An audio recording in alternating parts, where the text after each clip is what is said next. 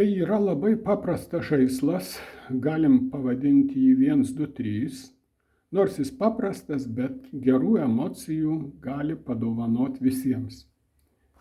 Jį reikia paberti ir vėl sudėti taip, kaip buvo. Tai maži vaikai šitą žaislą žaidžia paprastuoju būdu, tiesiog ima po vieną kaladėlę, pasižiūri, kiek skylučių yra ir užmauna ant atitinkamų strypelių.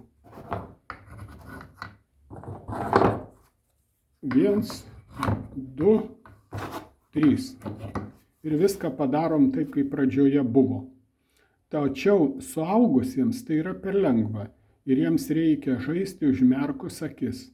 Tada vien tik pirštais apsičiupinėti, suprasti, kiek yra skylučių, tada surasti, kur yra tie strypeliai ir juos užmauti.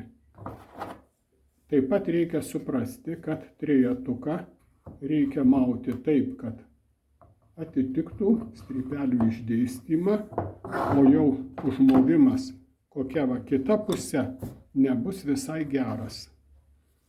Tas žaislas tinka taip pat ir žmonėms, kuriems reikia pralavinti pirštus, pavyzdžiui, viską daryti silpnesnėje ranka, tinka patyrusiems insultą ir tinka autistams vaikams.